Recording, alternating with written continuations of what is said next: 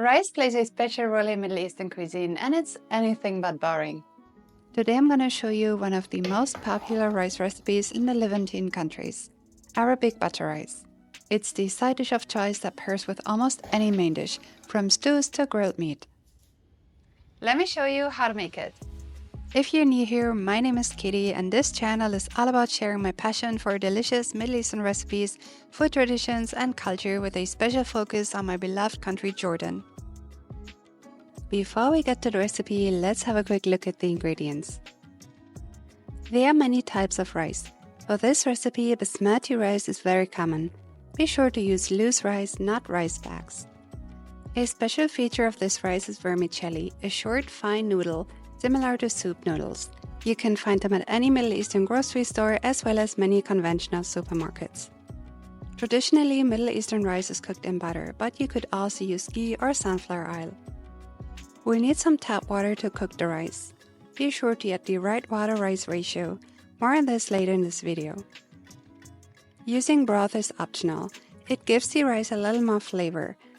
I generally use stock cubes here, which are dissolved in water, but you could totally use homemade broth too. Last but not least, we need some salt to season. As a rule of thumb, you should add 1 teaspoon of salt for every 1 cup or 200 grams of rice.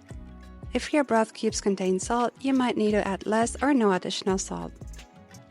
There is a link in the description box for a complete list of ingredients and amounts which you can save or print out. Ready to make butter rice? Let's get started. Start off by washing your rice. Add rice to a large bowl and add plenty of water. Stir with your hands. Once the water turns white from the starch residues, drain the water. Repeat the process 2 to 3 times until the water runs clear. Then put the washed rice aside. By the way, washing your rice is something that you should never skip. That's because washing rice removes unnecessary starch residues and rinses away any impurities. Your rice will be fluffier and lighter.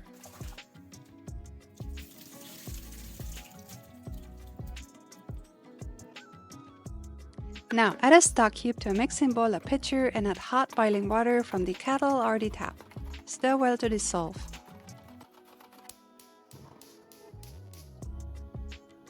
Heat butter in a non-stick saucepan over medium heat. Once the butter is melted, add the vermicelli to the saucepan and toast until slightly golden. We'll add the raw vermicelli to the butter. You don't have to pre-cook them as they will cook together with the rice. Toasting them in butter beforehand will give them some color, flavor, and texture. Be sure to keep stirring to prevent the vermicelli from burning. Toasting the vermicelli in butter takes about 2 minutes at max. Once the vermicelli is slightly golden, add the washed rice to the saucepan. Stir well to combine with the vermicelli and fry for another minute to combine the flavors before adding any water.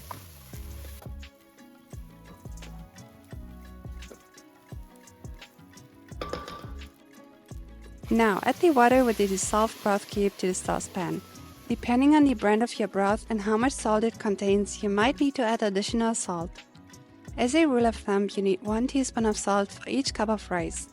My stock cubes contain quite a bit of salt, so I only add 1 teaspoon of salt for every 2 cups of rice. Bring the water in the saucepan to a boil and boil on medium heat for about 1 to 2 minutes.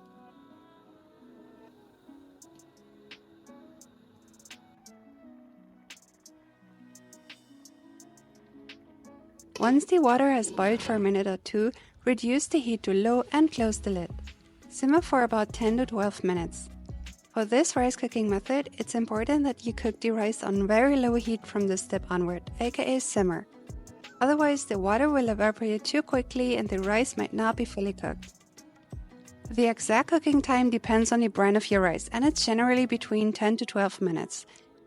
The rice is ready when all the water has been absorbed and the rice is tender. One question I get asked a lot is how much water you need to cook rice. Let me tell you a few words about that. The ideal rice-water ratio mainly depends on the type of rice in the cooking method. For instance, white rice needs less water than brown rice. As a rule of thumb, you need about 1.5 cups of water for 1 cup of white basmati rice. In metric measurements, this means roughly 375 milliliters of water for roughly 200 grams of basmati rice. Although I use metric measurements in my daily cooking too, when cooking rice, it's way easier to measure rice and water in cups.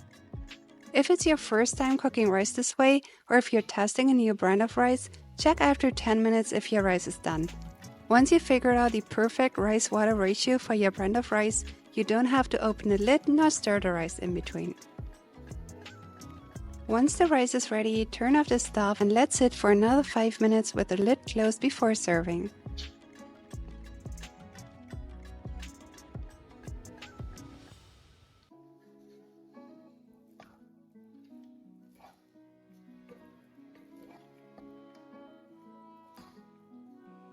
Serve in a saucepan or transfer to a bowl or in a platter to serve.